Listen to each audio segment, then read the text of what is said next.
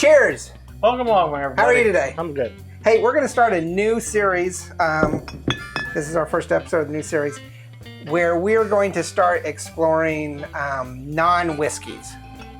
Because when we first started this, we were doing non-whiskeys. We've done some gins, we've done a little bit of rums, some vodkas, a couple liqueurs and creams and stuff, but we weren't really consistent because we have so much whiskey. And we still have so much whiskey we haven't even got to. And so this has all been put off to the side, and now we have a ton of backlog of this stuff. And so this is going to be a new series come out every Monday where we're going to explore a different non-whiskey. So on Mondays, we're going to have an episode that looks at rums, vodkas, gins, liqueurs, or something weird. Might even put glassware or something, just something different. Tuesdays we'll have a whiskey. Wednesday is coffee time with Bree. Make sure you guys check that out. We have a lot of fun exploring different coffees and making coffees and stuff to put in coffees. Thursday is whiskey, and that's Monday through Thursday. So these will probably be a lot shorter, and we are changing the rating system for this because we've discussed this for the past few years, and one of the reasons we haven't done a lot of this is how do you rate a rum using the same rating you do for whiskey or for vodka or whatever. So this is going to be a little bit different. We're going to give the details about it, and then it's more of a kind of, I don't know, would you buy it or would you not buy it? Would you drink it, would you not drink it? And we'll come up with a consensus between the four of us. We have Cody, who's behind the camera, and Alex, who's the dog wrangler.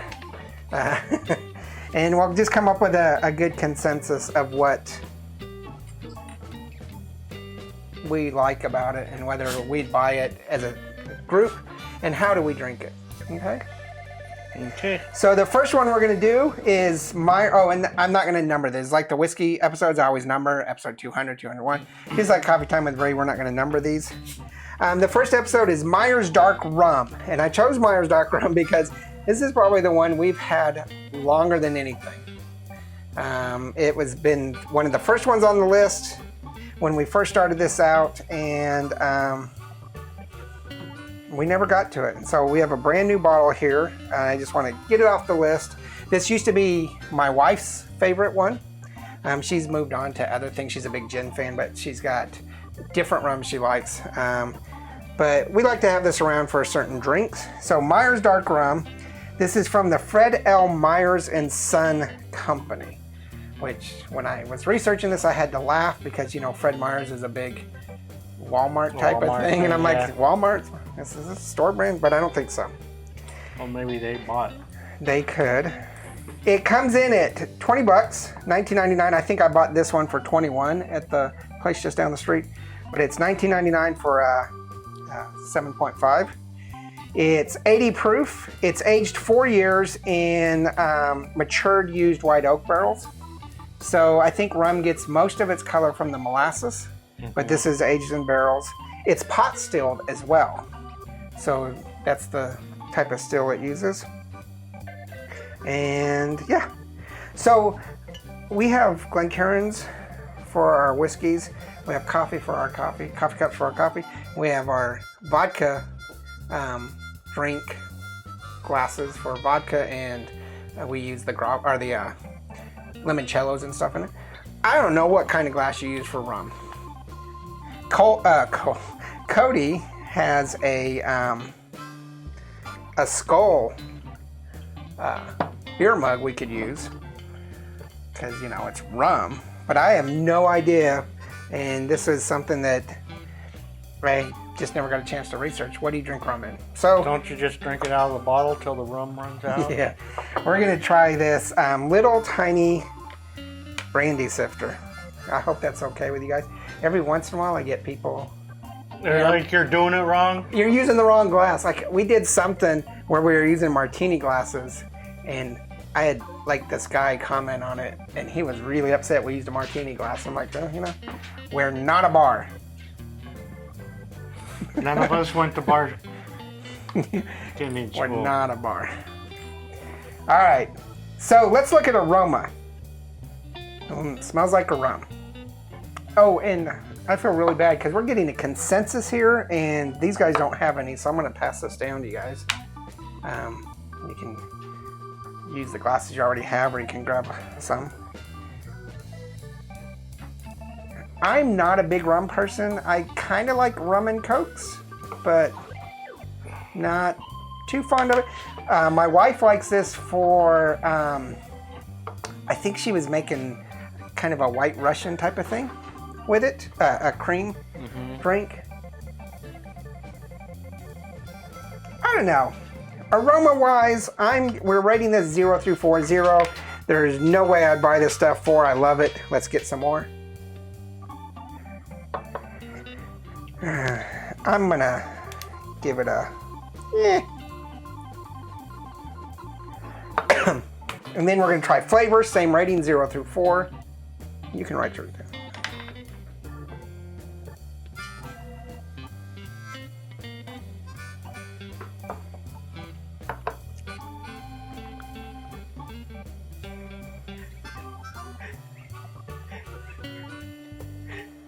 Cody's like laughing there.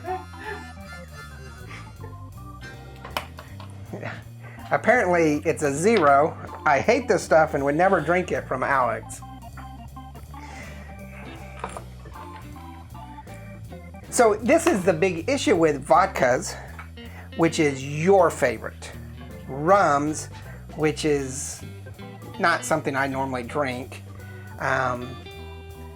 And gins, which is my wife's favorite, it's hard to rate stuff that you don't really like. Like, I'm not a big vodka fan, so it's very difficult for me to rate those with any kind of unbiased opinion. Same with rums. I'm a whiskey person, and you're much more of a rum or a vodka person. Well, I'd say I'm more of a whiskey person. I just now. When we met, you were a vodka person. No, I was a incinerator person. Okay, so let's go ahead and Aroma. Cody, what'd you get? 1. Alex, you gave it 0. Flavor, Cody? Oh, sorry, I gave it an overall 1. I didn't think about the aroma. The bite's not too bad, so I give it probably a 3. The flavor, you had a lot of it, I'd give it a 3. Okay. And what'd you... Aroma, 2. 2, okay. Alex, you straight 0s? Okay.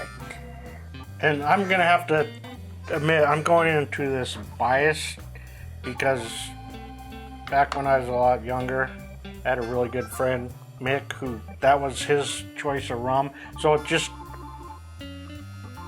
brings back memory of him. So it's like, I like it. I'm like, oh, when I see it, I think of Mick, and I'm like, I want to have some.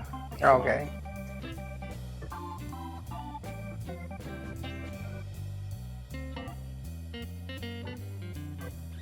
This is great in a rum and coke, let me tell you. Yes. So that's my next thing is recommendation. How would you drink it? Obviously as a mixer. I don't know that you would ever want to drink this straight. No, this is for if you want a rum and coke. A rum and coke. I think you guys would change your mind.